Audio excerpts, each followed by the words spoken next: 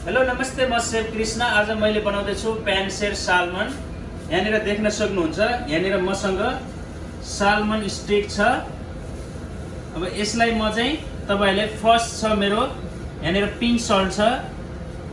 Pink सल्टलाई टक्क लगाएर यहाँ माथिबाट यसरी हल्का हाल्दिने, धेरै पनि नै।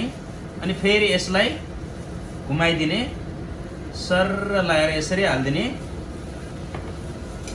एन्ड सेकेन्ड यहाँनिर छ ब्ल्याक पेपर क्रस, यसलाई पनि सट्ट लगाएर हाल्दिने। फेरि यसलाई पनि घुमाएर टक्क लगाएर यति हालिदिसकेपछि अब मैले यसलाई प्यानसेर गर्दैछु है त।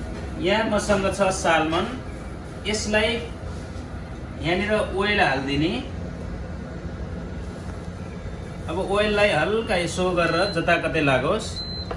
यति गरिसकेपछि यसको चाहिँ स्किन छ, यसलाई चाहिँ फर्स्टमा हामीले प्यानसेर गर्दाखेरि स्किन साइडतिरबाट गर्नुपर्ने हुन्छ, जसका कारण हामीलाई खाँदाखेरि जो क्रिस्पीनेस आउँछ। र म यसलाई यहाँनिर हाल्दैछु,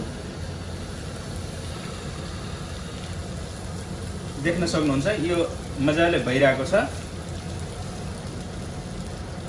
यसको जो टेम्परेचर छ तपाईहरुले चाहिँ एकदम स्लो राख्नुपर्ने हुन्छ। हामीले यसलाई पकाउने भन्दा पनि यसको जो स्किन छ त्यसलाई हामीले चाहिँ क्रिस्पीनेस गर्नको लागि चाहिँ स्लो टेम्परेचरमा यसलाई चाहिँ फर्स्टमा प्यानसेक गर्नु होला। अनि यसलाई ध्यान दिँदा तपाईहरुले हिलाउने पनि हैन। यदि तपाईलाई यसलाई मुभिङ गर्नुभयो भने यसको जो स्किन हुन्छ, स्किन अलग हुन सक्छ। यसले आफै तलबाट स्किन छोडेर हामीलाई साइड दिन्छ, जसका क्रिस्पी भइसकेपछि है त। यो देख्न सक्नुहुन्छ, यो मुभिङ आफै हुन्छ है। यो तपाईहरुले कहीं यस्तो घिची पारेर यसलाई चाहिँ यसको स्किनै अलग हुन सक्छ, त्यही भएर यसले अलिकति टाइम लाग्छ। तर यो एकदम राम्रोसँग भइसक्यो भने यसले तलको प्यान अटोमेटिक आफै छोड्दिन्छ है त। अब यसलाई चाहिँ मैले फेरि यो साइडबाट यस्तो गरेर यहाँनिर देख्न सक्नुहुन्छ पुरा क्रिस्पी भइरहेको छ। देख्न सक्नुहुन्छ। अब यसलाई फेरि यताबाट स्लो टेम्परेचरमा यताबाट पनि गर्ने। अब यति भइसकेपछि यहाँनिर मसँग छ गार्लिक, देख्न सक्नुहुन्छ होल गार्लिक यस्तो 6-7 वटा लिनु होला। अब चाहिँ नेक्स्ट स्टेपको लागि चाहिँ यो बास्टिङ गर्दैछु। यस्तो गरेर हल्का यस्तो गरेर यसबाट चाहिँ हाम्रो जो भित्र यसको फ्लेभर जो आउँछ यसलाई चाहिँ हल्का थिचेर हाल्नु होला। र यसरी यहाँनिर नेक्स्ट स्टेपको लागि काम हुँदैछ। र यहाँ मसँग छ बेजिल, 5-6 पत्ता बेजिल पनि हाल्नु होला यस्तो गरेर। अनि अब यसलाई म बास्टिङ गर्दैछु है त। देख्न सक्नुहुन्छ यसलाई यस्तो गरेर अलिकति यसलाई साइडमा सार्ने। अनि अब म यसलाई बास्टिङ गर्दैछु है त। यहाँनिर ओइल तल आइसकेको छ र यो लसुन पनि मजाले फुरिसकेको छ। अब चाहिँ यहाँनिर बास्टिङ गर्ने है त। टक्क लाएर यसरी ओइल चाहिँ यसकै उफ्री फेरि तताउने। अनि यसलाई माथि टक यसलाई माथिबाट राखिदिने। अब यसको फ्लेभर पुरा आउँछ। अब एकछिन यसलाई चाहिँ फेरि प्यानसेक गर्ने।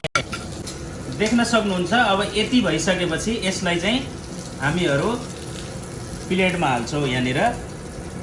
अनि यहाँनिर चाहिँ यो हाम्रो गार्लिक र बेजिल छ, यसलाई माथिबाट राखिदिने।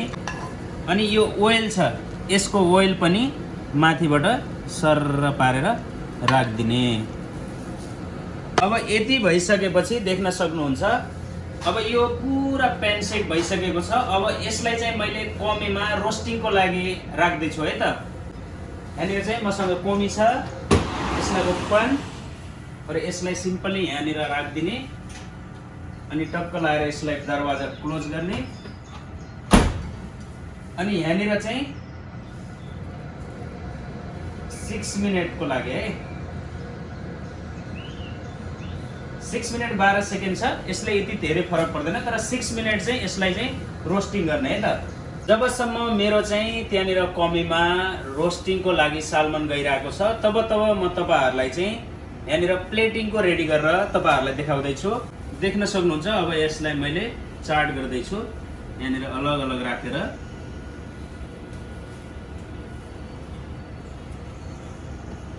अब तपाईहरु कतिजनाले भन्नु होला फेरि यसमा तल सिल्भर फोइल किन लगाएको भन्नु होला। यो चाहिँ लगाउनु तपाईले चाहिँ लगाउनु भयो भने राम्रो हो, लगाउनु भएन भने पनि केही भएन, तर लगाउनु भयो भने राम्रो। यो तल प्लेट चाहिँ जल्छ, कालो हुन्छ भनेर है। अब यसलाई यसो गरेर टक्क लाएर यहाँनिर मसँग लेमन छ, फर्स्ट लेमन गर्दैछु।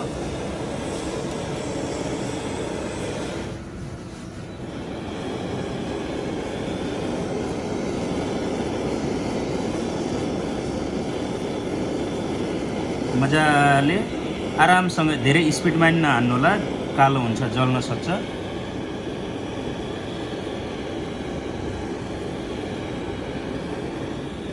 सेकेन्ड मसँग छ यहाँनिर अरेन्ज।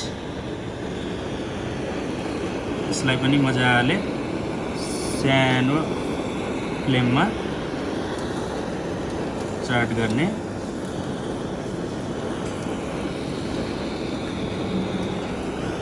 अब यहाँ छ मसँग बिटरुट।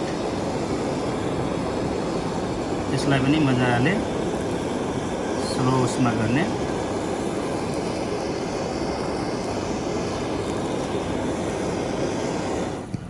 भइसकेको छ। अब यसलाई मसँग छ यहाँनिर 3 पेपर सस। यो ससको रेसिपी भने मैले राखेको छैन, म तपाईहरुलाई केही दिनपछि यो रेसिपी पनि मेरै युट्युब च्यानलमा आउँछ। यो चाहिँ 3 पेपर सस हो। यसलाई मजाले 1 चम्मच जस्तो यस्तो ल्याउने, टक्क लाएर राखिदिने, अनि यसलाई चाहिँ हल्का मजाले स्लो टाइपमा राउन्ड हान्दिने। अब यसलाई 1 by 1 हामीले चाहिँ प्लेटिङ गर्दैछौँ। अनि त्यसपछि छ यो फेरि बिटरुट, फेरि ओरेन्ज। यति भइसकेको छ। अब म सालमन पनि मेरो रोस्ट भइसकेको छ, म सालमन निकाल्दैछु। सालमन भइसकेको छ मेरो, देख्न सक्नुहुन्छ।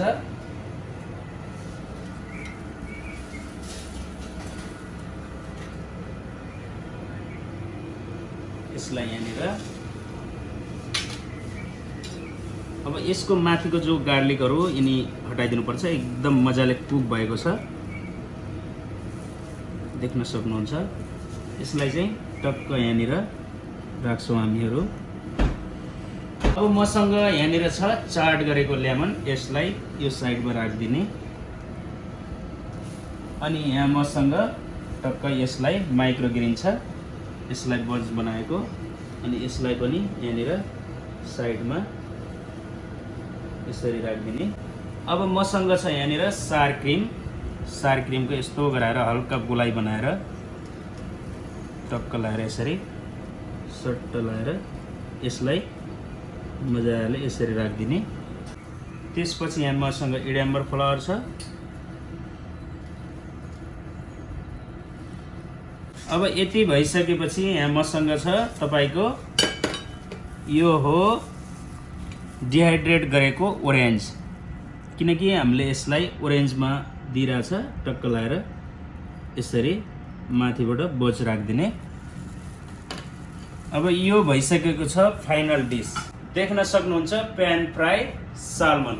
एकदम अमेजिङ, सिम्पल, साधारण र युनिक, एकदम खाँदा पनि मस्त लाएर। यो तपाईको जुन तलको सोस छ, सोसको साथ खाँदा एकदम अमेजिङ हुन्छ। तपाईहरुलाई यदि मन पर्यो भने लाइक शेयर गरिदिनु होला, र यदि सब्स्क्राइब गर्नु भएको छैन भने सब्स्क्राइब पनि गर्नु होला। यस्तै नयाँ नयाँ रेसिपीहरू तपाई सामु अपडेट दिनेछु। Thank you so much, bye bye.